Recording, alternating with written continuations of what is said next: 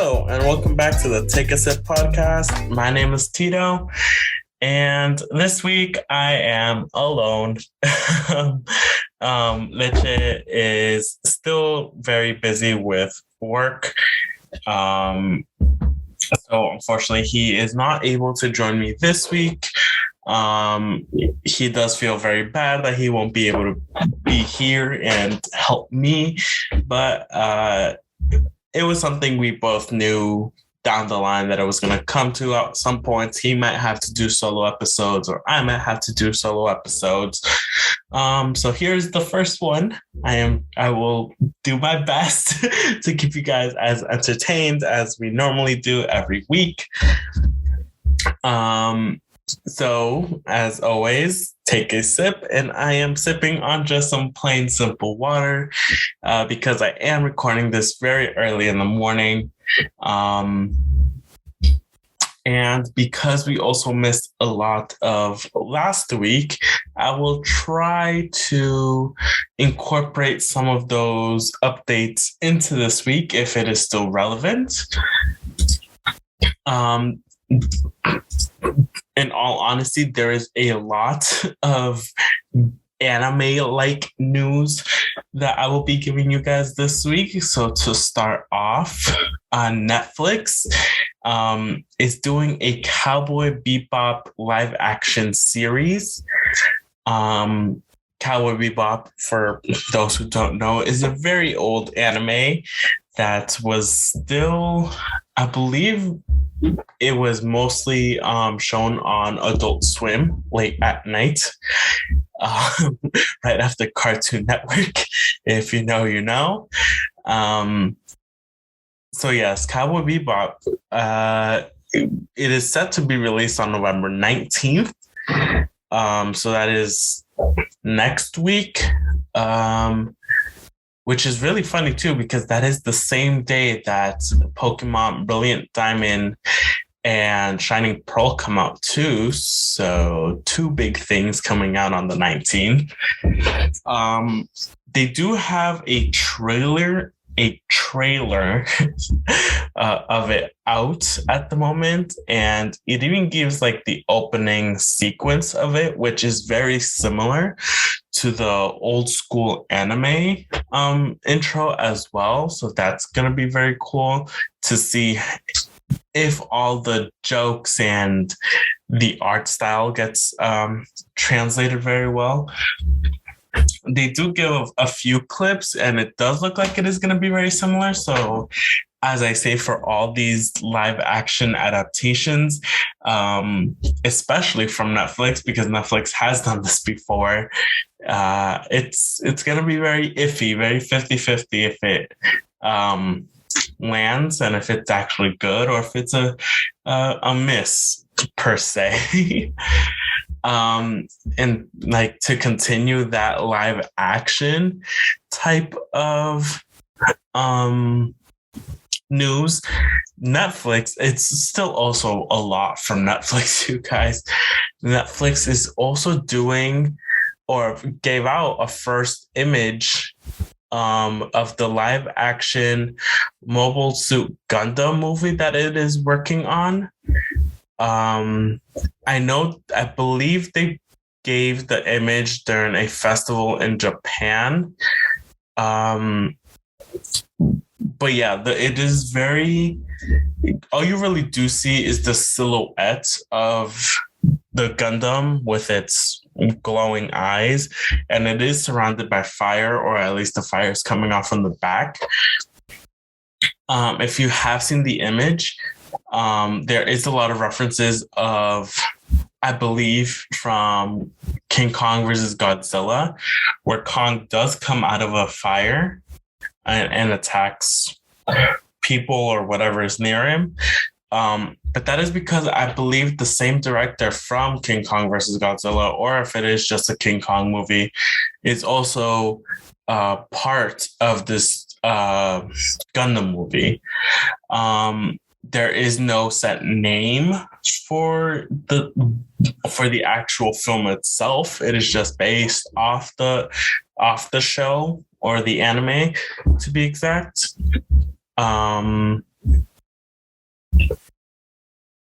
Yeah, I mean, I'm surprised Mobile Suit Gundam. I knew it was big back then, and like there were some nuances like over the few years, so much so that even in Japan there is that life size Gundam suit that they have that apparently just months back I brought this up. I believe they just did like it is movable only for so much because it has to stay connected and it's so tall it could topple over. But yeah, it is a working Gundam suit in a way, working Gundam suit. But yeah, to be able to go back and just recreate it into a movie is going to be very interesting to see as well, because the fight scenes were so there was just a lot happening in those fight scenes, let alone for like the laser shows that they sometimes have during the fight scenes. Just seeing what they do already for Mecha Godzilla when that came out versus King Kong and regular Godzilla. It'd be interesting to see this multi giant robot suits in outer space laser beam fights that they have. A little bit past that, another old show that Netflix also announced that they are working on is for Yu Hakusho. It's doing a live action adaptation of Yu Hakusho. This is where I start turning a little bit more to the negative side, because if a lot of you guys have ever watched Death Note, the live action Death Note that Netflix also tried to do, that was a big bust.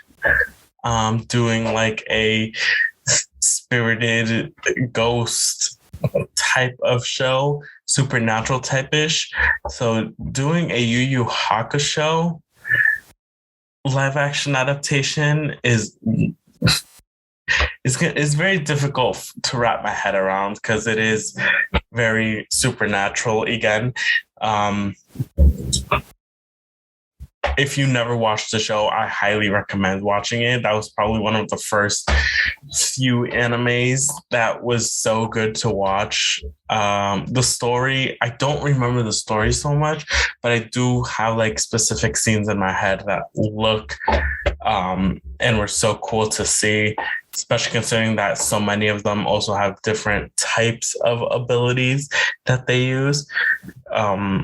So seeing a Yu Hakusho, and I mean, if Yu Hakusho works as a live action adaptation, I'd be interested to see if they're able to do like a Bleach live action adaptation, because it is very similar in storylines. Not fully storylines, but like the types of things they do, and also like ghosts and spirits and fighting demons or whatever.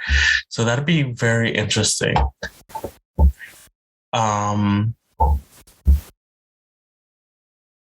And I guess also, if you're a big JoJo's Bizarre Adventure fan, they gave a release date actually for part 6 of JoJo's Bizarre Adventure, Stone Ocean, which Leche did talk about a few weeks back, that it is the first time they're having like a female protagonist in the show. It's definitely something that's on my watch list. My watch list is just so long right now.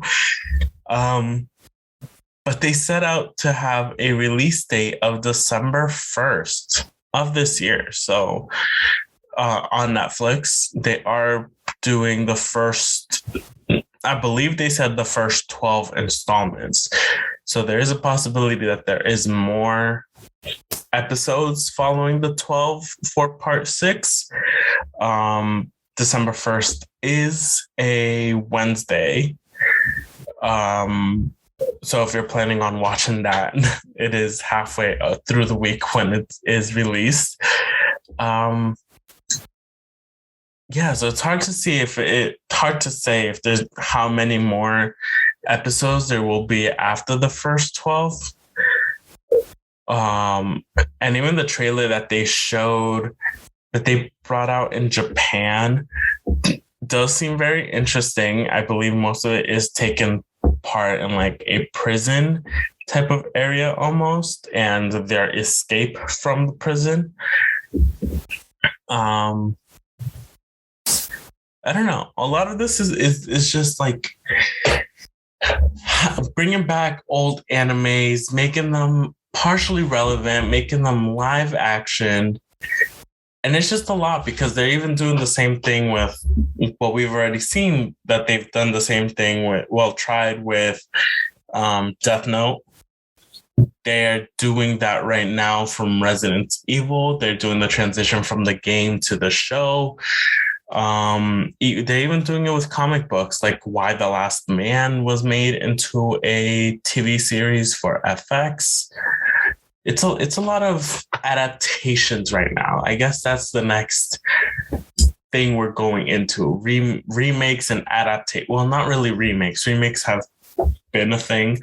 But live adaptations now of animes, comics, other types of shows. So it'd be interesting to see how a lot of this plays out, or even what else is being planned to be made into live action type of stuff. And yeah, a little bit more from the anime side of things. I guess Naruto is now going to be a part of the next Fortnite update. It's going to do a crossover event with Fortnite. I believe it is more specifically Naruto Shippuden and Fortnite. So there probably won't be any Boruto characters, no original little kid Naruto, Sasuke, or Sakura.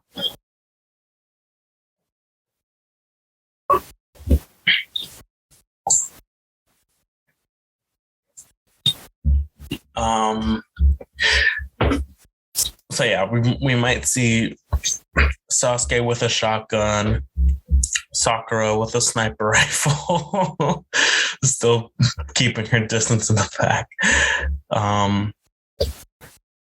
Oh, they actually have. Wait, what? Where was? Okay, so they're gonna be skins from Naruto, Sakura, and Sasuke. Obviously, our three main, well, part of our three main protagonists, with Kakashi, Rock Lee, or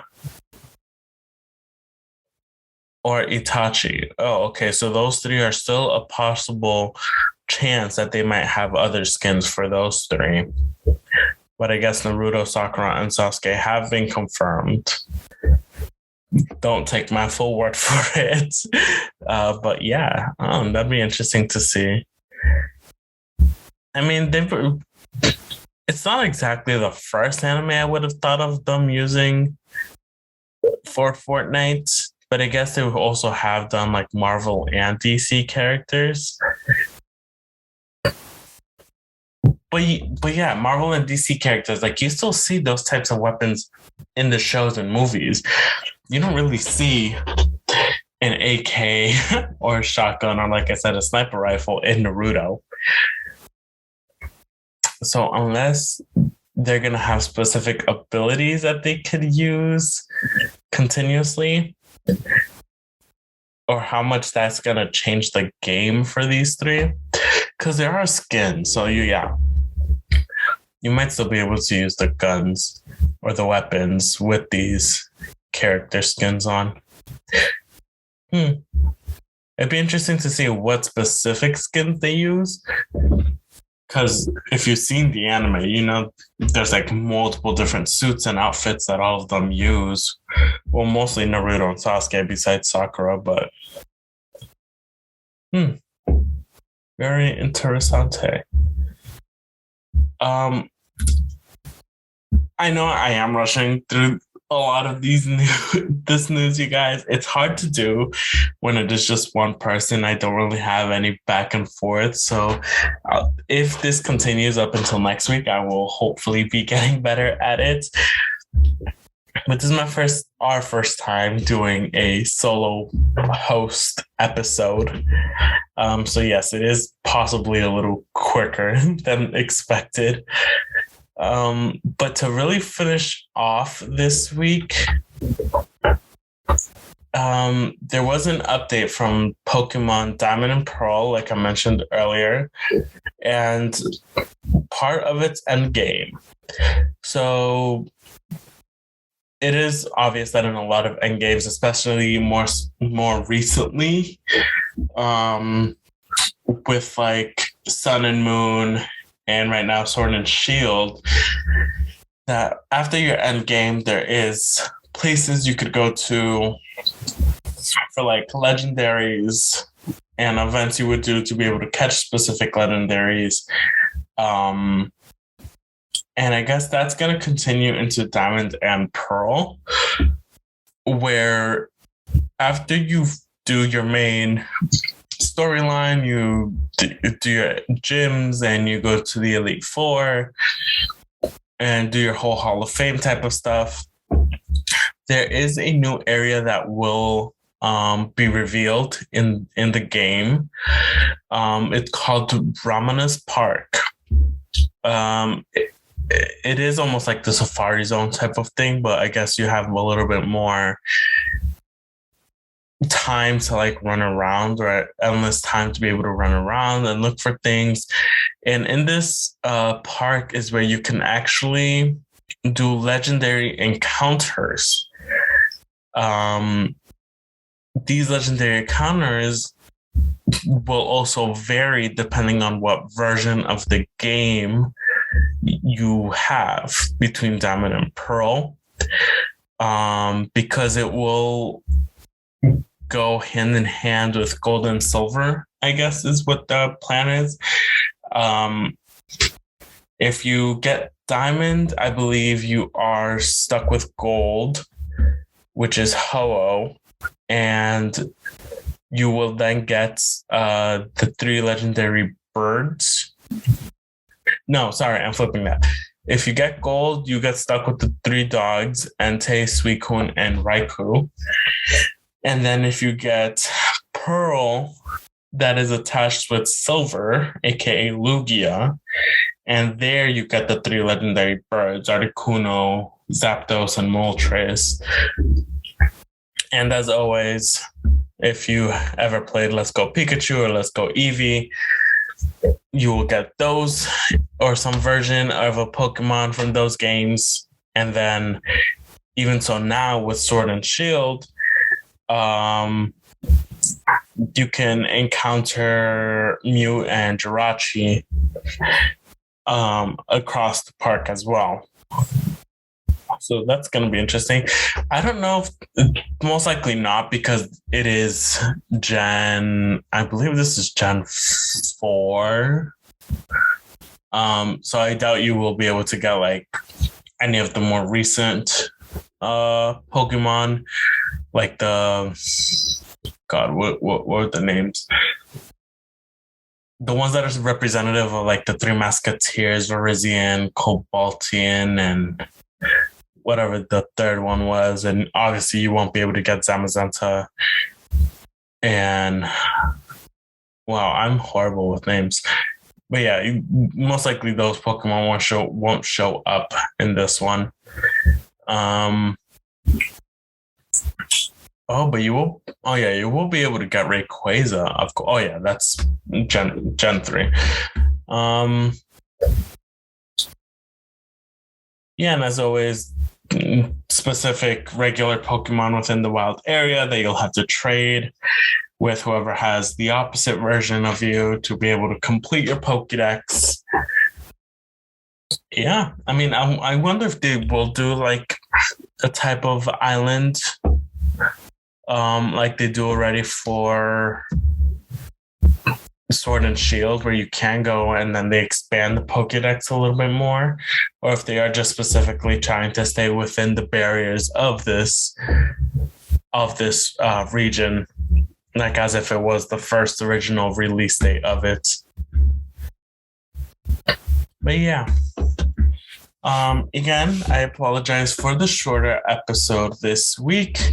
Hopefully Leche is back with us next week.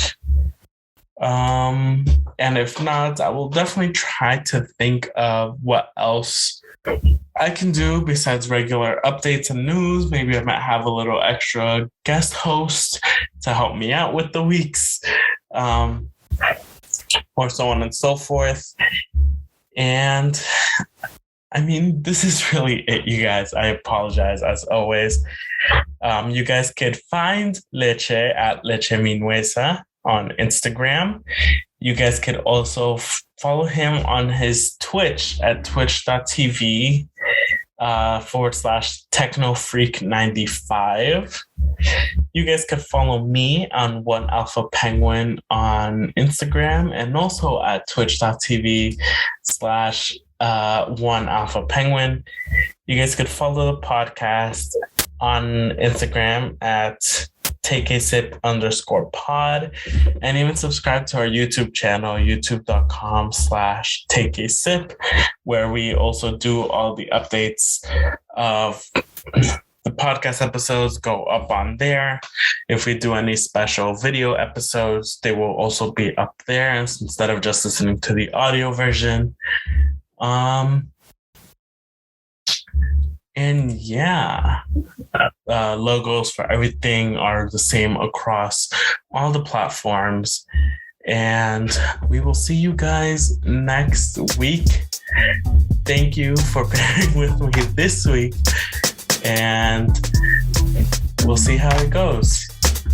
Bye-bye.